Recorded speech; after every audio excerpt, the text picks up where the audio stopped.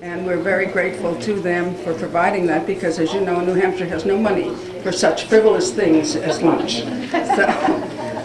But it is with great pleasure that I move us on to the afternoon session, which is entitled A National Perspective, and it is presented by consultants from the National Conference of State Legislatures. As you know, which NCSL, that's how we often refer to it, is a bipartisan, nonpartisan actually, organization that works with states across the nation in various areas. Since my involvement in the legislature, I've served on the advisory committee to the Human Services and Welfare Committee at NCSL, and currently I'm on the advisory committee to education. And it's in that, I'm New Hampshire's representative, and it's in that capacity that I had the opportunity to meet, excuse me, Daniel Thatcher when he was working with a group of us last June in New Mexico on a whole variety of issues relative to education, and also the Common Core state standards. So I knew that when I wanted to have the legislators in New Hampshire know what's going on nationally, I was very glad when the education staff appointed Daniel to come and share that information with you. He is a senior policy specialist with the NCSL education program. Without further ado, I'd like to invite Daniel to come to the podium. Thank you.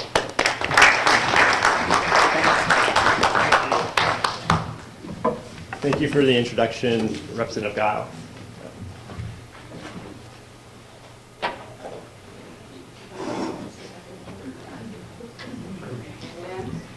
Twins?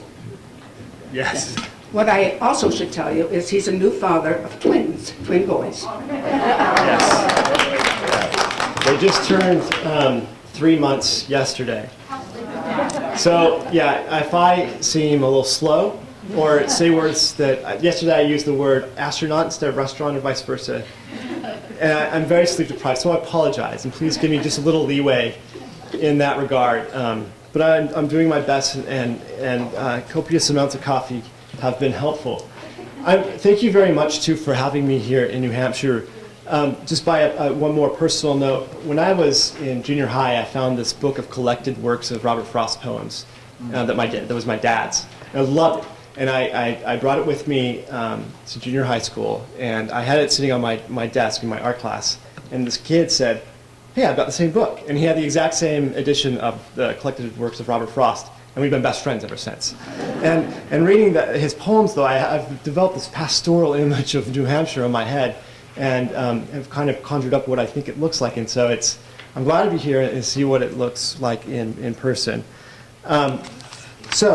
Moving forward, as Representative Guile said that, and by the way, Maddie is also with NCSL, and she has helped me put this presentation together, and it's going to be helping me advance through the slides. So if you see me nodding at Maddie, that's what's going on.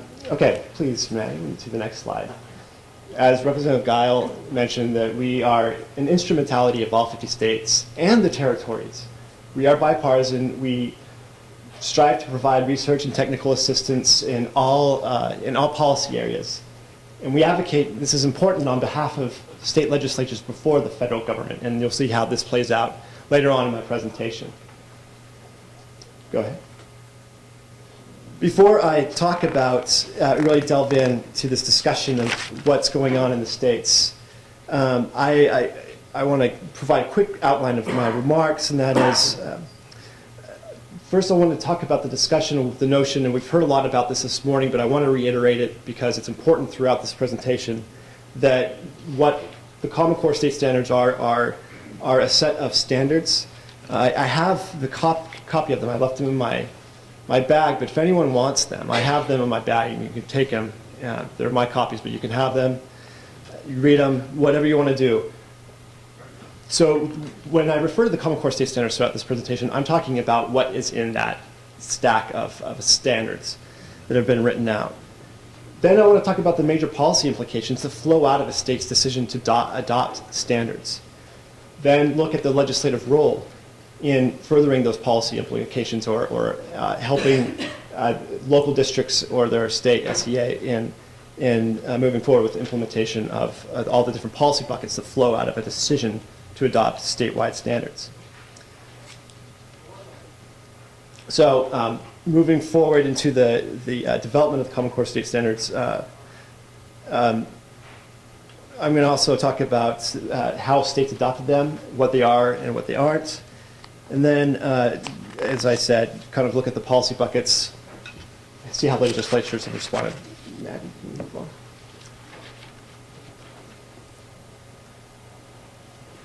So, so you can just leave it right here for 1 second. As you click it, different bubbles will pop up, and I'll let you know when. I want to make clear that we all have a common definition of academic standards. There are, of course, a number of different important policies impacted by the adoption of statewide standards. But as I said, throughout my presentation, I am referencing, I need to make this clear because a lot of brouhaha gets stirred up by confusing this. So to work my working definition of academic standards, I'm going to draw from a recent legislative economic analysis or fiscal analysis in Wisconsin. So I'm going to draw my definitions from actual legislative documents. So the Wisconsin Legislative Fiscal Bureau wrote that academic standards are benchmark measures that define what all students should know and be able to do in given academic subjects at each grade level. Standards are intended to ensure educational quality as well as fairness, and that all students are expected to achieve certain minimum levels of knowledge, competence, and skill. Standards do not dictate curriculum or instruction, which is a prescribed learning plan including instructional content, resources and materials, and how teachers teach that content. However, standards are a foundation driving a curriculum's design and concepts. Again, that's from the nonpartisan Wisconsin Legislative Fiscal Bureau. Or from a recent concurrent resolution in the House in Michigan, it defines standards this way. Education standards define minimum expectations of what students should know at the conclusion of a course of study, but not the methods, curriculum, nor the entirety of what students are taught. Simply put, we're talking about aspirations. So, Maddie, if you can click first. But then, as I mentioned, there are a number of policy buckets that are impacted by this decision. And the first is really the assessments and accountability systems that states have adopted. They're important because states need to know whether or not these standards are effective, whether or not the students who are being taught the standards are proficient in them. And that's where we get the notion of assessments and the subsequent accountability systems to hold districts or states accountable for how they are teaching their students to the standards. Then the next bucket, we talk about the curriculum and instructional materials, which are driven by the adoption of standards. And then then there are a number of different policies that impact educators in a state. Educators are the ones who are making the standards come alive in the classroom. So there's the policies around professional development for teachers to know what the standards are, what the state goals and aspirations are. There are policies around teacher evaluation systems. There are policies that will encourage schools of education in universities to have a common focus for the state in a P through 20 system of what the standards are. So, and I mentioned higher education. The other policies impacted through the higher education bucket are, we are seeing some states using assessments to guide credit-bearing courses for college. Also, we see freshman courses being more aligned with what's happening in the high school system. And then there is this, of course, catch-all bucket. So we talk about alternative education, students with cognitive disabilities, English language learners, data quality, how data is used to drive decisions. Of course, we talked about the privacy concerns. And then states will have to realign all these resources to make all these pieces fit together. So again, to back up, when many of the controversies that arise up around the Common Core state standards and their adoption usually many times show up in these different buckets. Mark Tucker did a fairly good job of focusing on where the standards came from And obviously there's controversy still, or some questions left to that. But the other areas, the other policy buckets, I want to reiterate too, are really under the purview of state legislatures.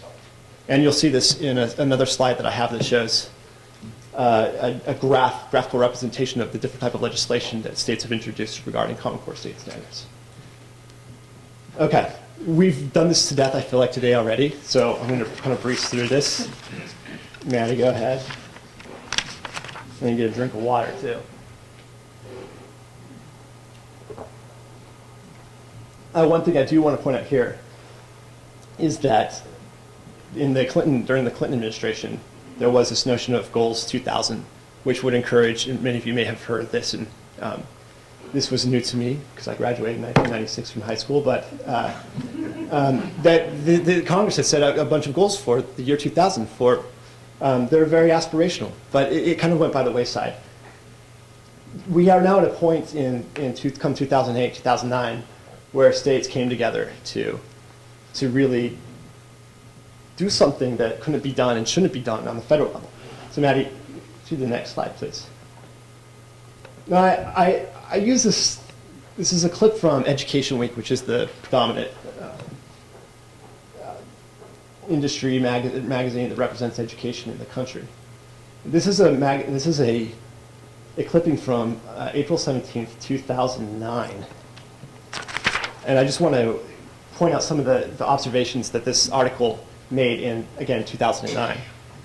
It pointed out that in December 2008, NGA, CCSSO, and Achieve, a nonprofit education policy organization, released a report urging states to start pursuing an agenda of common standards. In March 2009, at NGA's annual winter meeting, the governors adopted a policy endorsing common standards among themselves. And then in April 2009, when this particular news article appeared, 41 states had sent state teams comprised of their state schools chiefs, the heads of the departments of education, for example, their governor's education policy advisors, or both, to Chicago to make concrete steps toward building a prototype of high school graduation standards, or college and career ready standards, and grade-by-grade standards in math and English language arts. Subsequently, out of this was born what's now known as the Common Core State Standards Initiative, which 48 governors signed, signaling their willingness to work together to develop common standards, not necessarily to adopt them, but work together to develop. By 2009, in September 2009, the Common Core State Standards Initiative, the CCSSI, as I'll refer to it, released a draft proposal of the College and Career Readiness Standards for public comment. By March 2010, CCSSI released a draft proposal of the standards for grades K through 12 for a second round of public comment. CCSSI reported that it received over 10,000 public comments during this time. CCSSI released a final draft of the Common Core State Standards in June 2010. You'll see a map later on showing the rapidity of state adoption at this point in 2010, but that will come. So, next slide, Maddie. Thank you. What the question now is, and we've heard this being discussed, what was the criteria used to develop the standards? You can read this here, but I want to again read from the Wisconsin Legislative Fiscal Bureau so that, again, a nonpartisan analysis of the situation. It reads in part, 2 work groups were convened to develop the standards, primarily composed of individuals employed at ACT, the College Board, and Achieve, funded by corporate interests and foundations, which advocates for and provides technical assistance in a variety of education forms. The standards were benchmarked using existing assessments according to the National Assessment of Education Progress, NAEP, and the Trends in International Mathematics and Science Study, TIMSS, as well as the academic standards in place in countries around the world that demonstrate high student achievement, including Australia, state by state, Belgium, Canada by province, China, Finland, Ireland, Japan, Korea, New Zealand, Singapore, the United Kingdom, among others. And out of this criteria, to the next slide, we have what I will very simply put up here as for our own purposes in talking about this legislative response to this, what the Common Core is and is not. So, common across most states. Depending on who you ask, it's about 45, 46 states have adopted. The federal government was not involved, probably encouraged it. They were happy that it was happening. There are core topics, English language arts and math, state-led by governors and chiefs, and state-adopted, not federally mandated. And I'll talk about this in a second because there were certainly very large carrots for adoption by the federal government. Then they are standards. And as I mentioned earlier, and again, want to reiterate, not curriculum, not a test. The policy buckets that flow out of it, again, are really prerogatives of state legislatures, as we will see. We haven't really talked today about what is actually in the content of it, so I'm just going to try to go over this quickly. And the standards are specific for grades K through 8, and then in 2-year blocks to allow greater flexibility in high school course design. And I'll go through this quickly. This small text, but under English language arts, I'll read it so for those of you who can't see. Reading, text, complexity, and the growth of comprehension. Under writing, text types responding to reading and research. Speaking and listening, flexible communication and collaboration. And language, conventions, effective use, and vocabulary. Next slide. This is actually captured from the standards, that booklet that I forgot to bring up here with me. This is an example of the progression of the way the standards are developed, that students begin learning a certain concept in kindergarten. It's supposed to, the concept that they learn is built upon grade through grade. So, for example, the reading standard 3, which is on the bottom, and I think we can provide these slides afterward too, because I apologize that it's small, but I'll kind of go through this quickly. By the time, reading standard 3 asks students by the time they graduate from high school to be able to analyze how and why individuals, events, and ideas develop and interact over the course of text. The standards then provide grade-specific expectations that show how this sequence might build from grade to grade. In kindergarten, for example, the corresponding reading grade 3 explains that students should identify characters, settings, and main events in a story. By first grade, they are asked to describe characters, settings, and main events. By fifth grade, the standards have evolved to ask students to explain the relationship or interactions between 2 or more individuals, events, ideas, or concepts in a historical, scientific, or technical text based on specific information in the text. By the end of high school, it becomes analyze the impact of the author's choices regarding how to develop and relate elements of a story or drama. For example, where the story is set, how the action is ordered, how the characters are introduced and developed. So that's an example of how the English language standards look. Now for math. And the discussion earlier this morning did a fairly good job of explaining what the content of the math standards are, so I'm not going to go into that. But so if we can, now the next slide.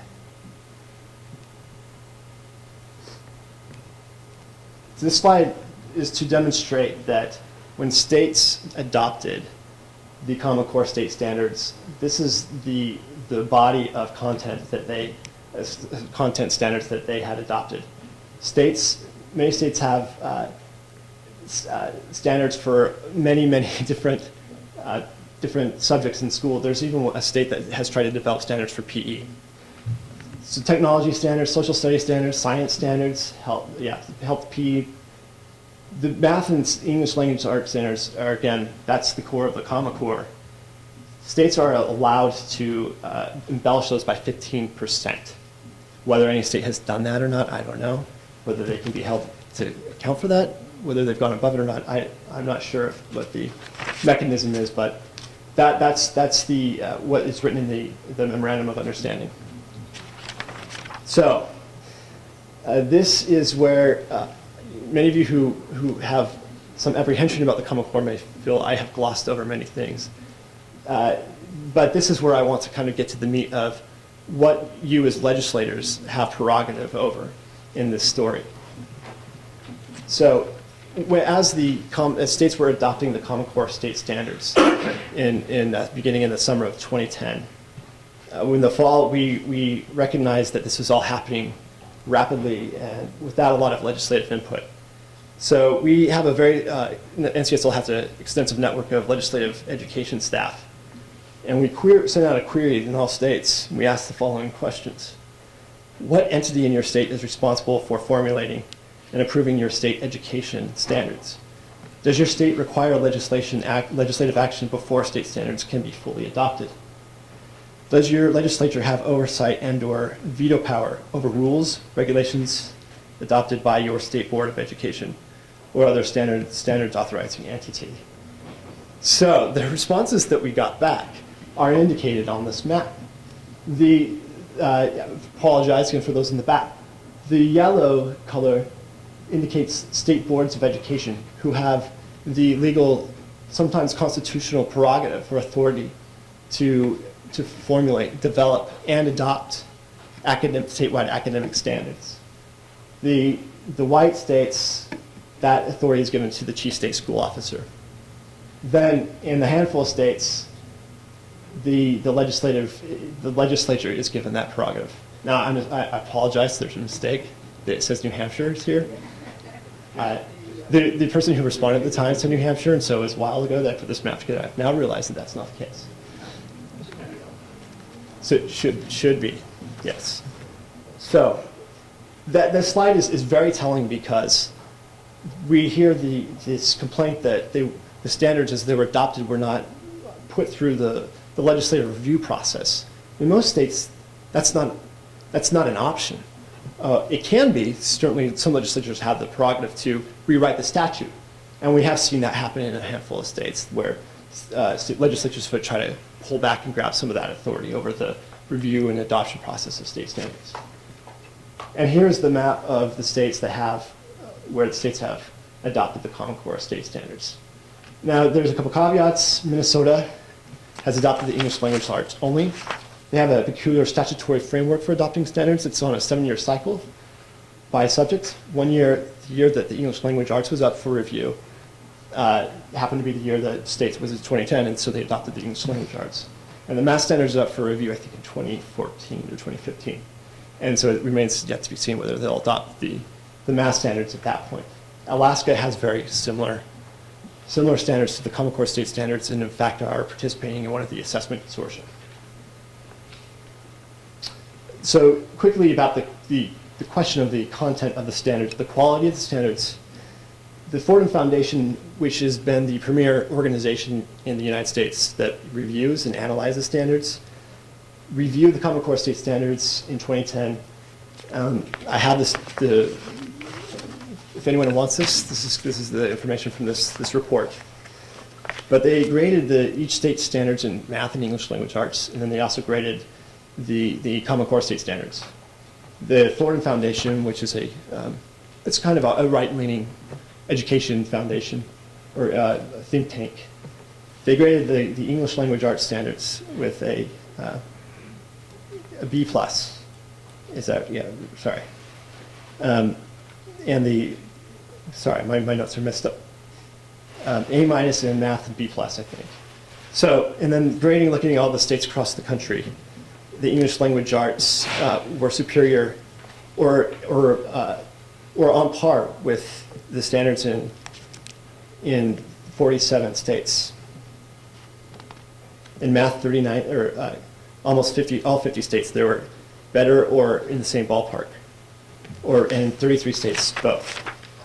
The question then comes, well, why would a state like Massachusetts not adopt them? There are a number of policy choices that states make that flow from cooperation among states in these policy choices. For example, the assessments. There's certain economies of scale that can be enjoyed if states work together to develop a common assessment. These are all choices that states have made along this process. So, see how much time I have. For the next slide, Meg. Now to get into the nitty-gritty of how states are moving along with this implementation process. and whether or not they are. Next slide. This, again, I apologize, but really the point of this slide is it's the timeline for adoption of Common Core state standards. The big blue block is from 2012 to 2013.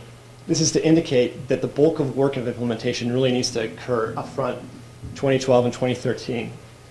Part of the different policies that are being redesigned, redirected to further implement the standards in the classroom would include, for example, a review of statutes and regulations to see if there's any legal roadblocks to state education agencies or local education agencies to reworking teacher evaluation systems, curricula design, etc. In 2014, moving in, the work becomes smaller but more intense. Districts begin to adopt curriculum and design class instruction content aligned to the standards. Districts will pilot the individual assessments, and districts play a phase-in course assignments that are aligned to the Common Core state standards. And then 2015, the 2014-2015 school year is that year where the assessments that are aligned to the Common Core will be given in the spring. That is the big goal that states have been moving toward, is this 2014-2015 school year, as we'll see in a moment. So, one more click. The assessment accountability system, since we're going to have a workshop on it later this afternoon, I'm going to skip this portion for right now, but if we can go on.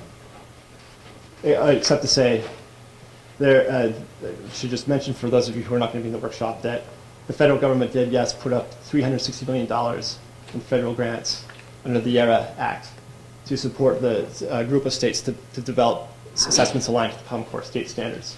And this map is always evolving. It indicates participation in the two different consortia. The blue is the Smarter Balance, of which New Hampshire is participating. The red is PARC. Some states have only Pennsylvania actually at this point is deciding which way they'll go. Then there's some states that are just not going to participate. They were a participating member. They decided to back out or go with a different assessment provider.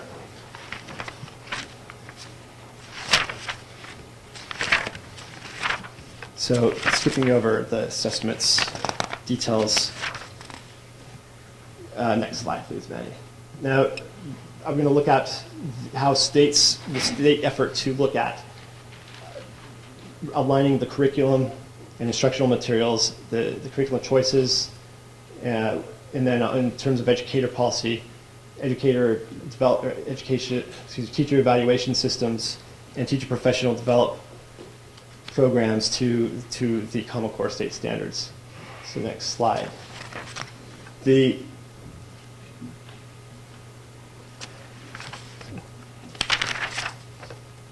An organization, I mentioned Ed Week earlier, in partnership with another organization called Education First, has been since 2011 and last year 2012, and they did this year, and we'll see the results next January, February.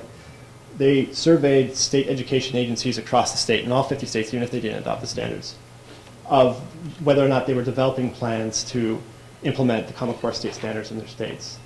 They asked, do you have a plan in place to align curricula with Common Core state standards? Do you have a plan in place to provide professional development to educators? Do you have a plan to create or revise educator evaluations aligned to Common Core state standards? And in the year 2011 and 2012, so next slide, we can see the reporting out of the state education agencies of their plans to this organization, to the organizations. So in 2011, 17 states said that they had fully developed plans in place that would align curricular resources and development with the Common Core state standards.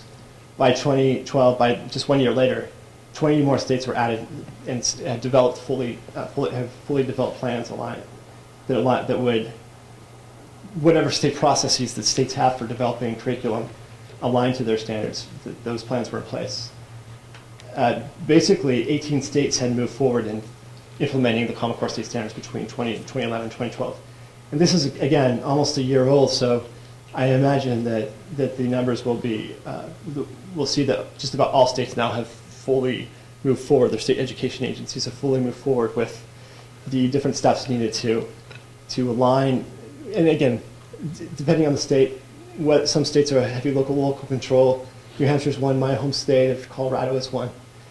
Whatever processes there are there, legal or otherwise, to develop and identify curriculum or instructional materials that are aligned to the Common Core state standards. But these plans are in place and are going forward. So the part and parcel two of the state plans is identifying providers of curriculum and instructional materials that are actually legitimately aligning their curriculum and their instructional materials to the Common Core state standards. We've seen that there have been some providers that have put on a stamp on their books or textbooks saying it's Common Core aligned, but states need to have some kind of quality control over this process. Now, quickly going through the next slide for educator professional development. 2011, 20 states have fully developed plans. A year later, 30 states, 18 states moving forward. On teacher evaluation systems, the next slide. We have 18 states moving forward with their plans. There's other outside pressures that are making this change occur more rapidly, particularly ESEA waivers and right to the top, but fully developed plans, 2011-15, by 2012 there were 30 states with fully developed plans. And again, I imagine that by this time, now at this point in the year, most states have fully developed plans. One more, go back one more.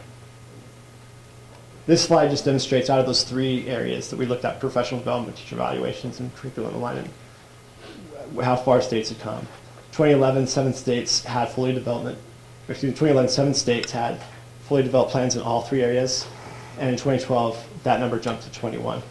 So I should bring up these slides just to show you that there's a level of activity going on in state education agencies, and then on the local level, that is hurrying along the implementation of the Common Core state standards, and that impact all those different policy buckets that I've referenced.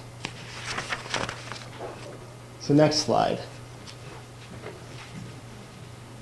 The question is, what role does the legislature now play in this process that seems to be moving very quickly? Next slide, Maddie.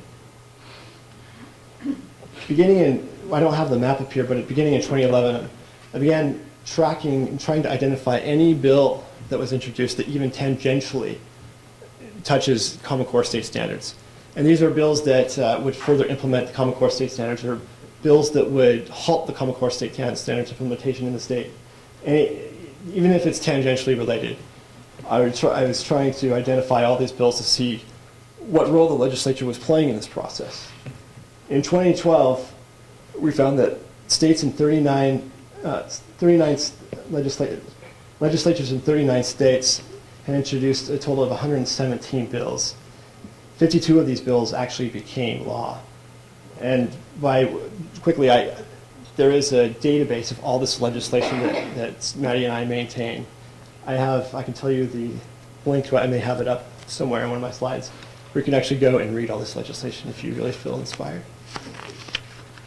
Then in 2013, and of course the year isn't closed out, this is also, again, very much like the slides we saw related to activity at the state education agency level. There's a fury of activity that is commensurate with the state education agency level and state legislatures. Now in 2013, we see that in legislatures in all but 2 states, even states that haven't adopted the Common Core, have filed a total of 238 bills that address, again, even tangentially, the Common Core state standards. Next slide, please. This is the breakdown of the type of legislation introduced by topic. And I'll just go through these so that you can see what state legislatures are interested in by topic. So the top, some states actually have had to have adopting or enabling language to adopt the Common Core State Standards that I mentioned. Legislative approbation, which is passing a resolution acknowledging the state's adoption. Early childhood education, accountability systems, instruction, students with cognitive disabilities, English language learners, educator preparation programs, educator evaluations, educator professional development, technology and technological infrastructure, the revocation of Common Core adoption, higher education, college and career readiness, curriculum and instructional materials, high school graduation requirements, creation of formal evaluations or review or study committees, appropriations, a big other catch-all bucket, legislative disapprobation, and assessments. So you may be wondering what I mean by legislative disapprobation, and these are bills that stop short of requiring revocation of the adoption of Common Core State Standards, but give some other type of disapproval or some kind of impediment for implementation. In the press lately, we have seen that the House of Michigan passed a resolution that precluded the state education agency from using any funds to further implement the Common Core State Standards. The House has just reversed itself. We're waiting to see what's going to happen in the Senate with that same bill that gave a nod to allow the state to go ahead with its implementation plans. But this is indicative of where legislatures really have a role in this process. And there's been a lot of questions and concerns addressed about the assessments. And the legislation that we've seen, the bulk of it, and it can be broken down into different types of categories, but the bulk of it is around the assessments. So the story here is that according to your own state structure and the statutes you have and some of the constitutional confines you have, that legislatures do have a great deal of prerogative over these different policy buckets. And it's really the message that as legislators, I want you to take away. When the other category also includes concerns about privacy. I know New Hampshire has a statute that requires a disaggregation of state student names with assessment results. States can pass legislation like that. They can, we've seen many times the states coming out requiring a review of the Common Core State Standards that reports back to the state legislature. We've seen, like as I mentioned earlier, that a requirement that there's some type of quality control piece put in place to ensure that the curriculum and instructional materials being used in the classroom are effective and aligned, but allowing for local control. Again, all of this legislation is on a website that we've maintained. We're getting better about making it more digestible because there's a lot of, as I said, there's 238 bills in there, making them a way to squeeze out what the meat of the legislation is so that it's more useful for you and your staff.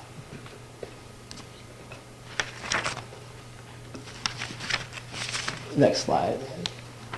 So one thing that is of a concern for us at the National Conference of State Legislatures, and I mentioned this in our description about our organization, is that we see our role as playing a strong voice in the federal system that represents state legislatures. And I want to urge you too that as legislators, when you have concerns about the role of the federal government in education, please reach out to us because we are very active lobbying and interacting with the state or the federal U.S. Department of Education in expressing these concerns, and we try to fight the good fight in terms of the 10th Amendment and fighting what we call the preemption reaper. So with this race to the top criteria, this is where we see the notion that the Common Core State Standards were federal or are federal. Now, I want to kind of break down the way that this notion goes. So, with the American Reinvestment American Reinvestment Act in 29, I can't remember what it stands for. $4.35 billion in grant funds were awarded for the Department of Education to create some criteria to entice states into adopting certain policies. So in the U.S. Department of Education announced in round one of giving out these grants that there will be a total of 500 points available. 138 points for policies around great teachers and leaders, 125 points for state success factors, 70 points for standards and assessments, 55 points for general selection criteria. These are all available on the U.S. Department of Education website.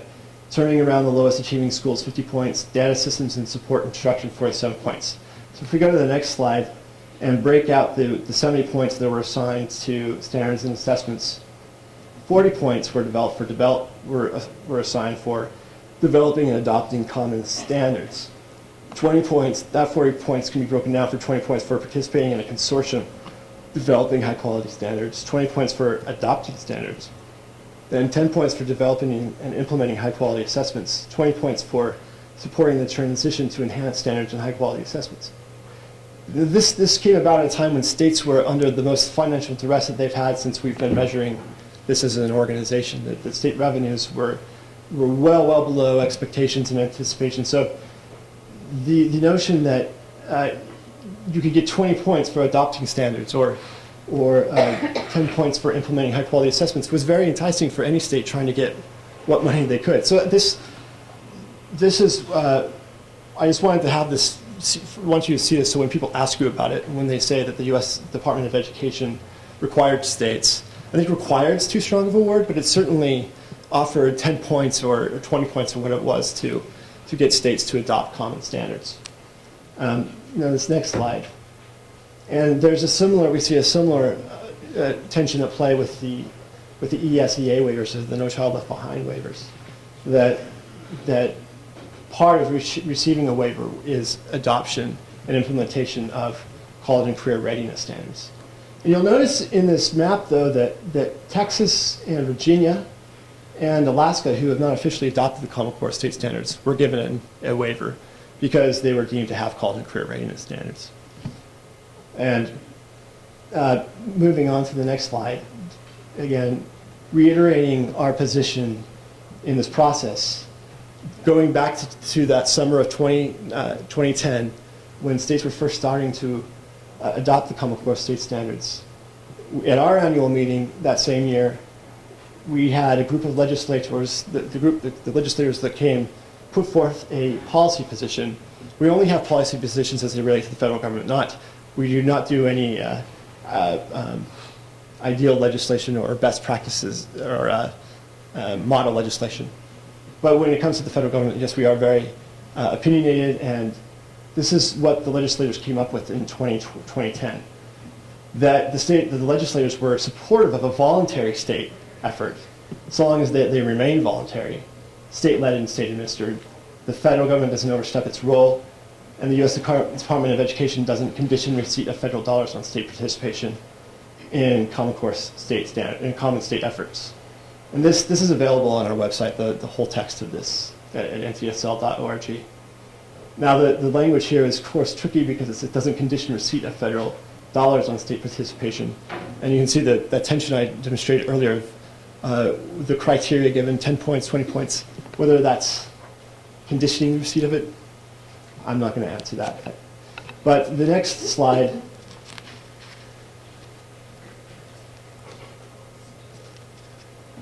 oh, it's frozen.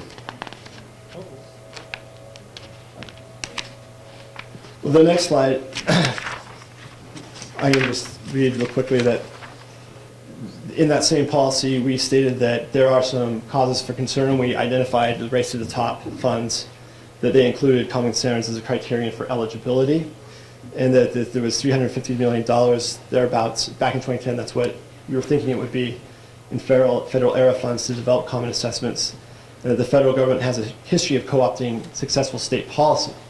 I mentioned this as cause concern that when as state legislators you have concerns about the role of the federal government or the U.S. Department of Education when it comes to privacy, when it comes to conditioning the receipt of federal funds, we we are trying to advocate on your behalf and make these concerns heard, and certainly trying to work with the different state delegations in Congress on trying to rework the federal statutes to better represent our federal system and the role of the states in having that prerogative over education policy. This this is the end of my presentation, and I'm open to questions.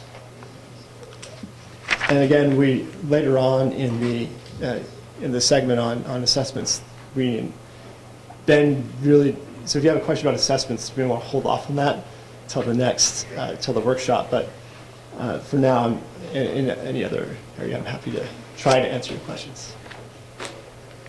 Please. I just want everybody to know that New Hampshire did not receive the Race to the Top. We were not, it was a grant, a selective grant. I didn't want you all thinking that we had all these millions of dollars hanging around that we were doing assessments and things with. We did not qualify, we just didn't win the grant. We didn't get that money. We're doing it on what we have in the state. Yeah, thank you. Very, very good point. Sorry. Yeah. Yes, thank you. I'm Representative Johnson from Keene, New Hampshire, and I'm wondering and you probably did this morning, and I was in a committee, but Race to the Top, what was the motivation behind Race to the Top of what would you suggest that might mean? Again, I cannot speak for the federal government, and the one thing that we've become concerned about at NCSL is a transition to competitive grants from the federal government. We would prefer to have the block grants that come from the U.S. Department of Education to be more flexible for states. The states have greater flexibility in designing policies and to meet their own stated goals for their education systems. So what is meant by the Race to the Top? Those criteria that I listed that the State Department of Education or the U.S. Department of Education came up with probably is indicative of what they thought. That's about the best I can do on that one. Yes, please.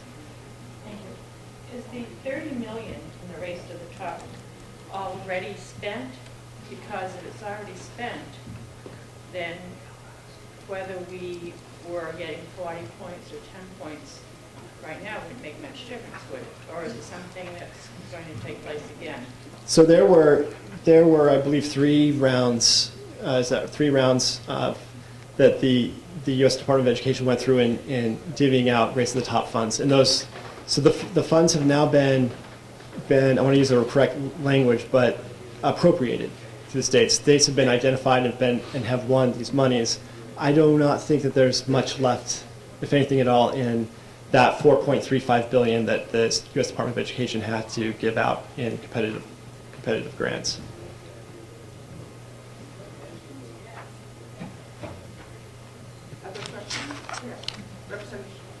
Thank you. Donna Schlaffen from Exeter. I think that I was having a little after lunch low sugar or whatever moment. So could you talk a little bit about the 2 consortiums of states and the development of the assessment? Because there was a question this morning about chicken or egg with assessment versus the curriculum, and I'm not quite clear on that.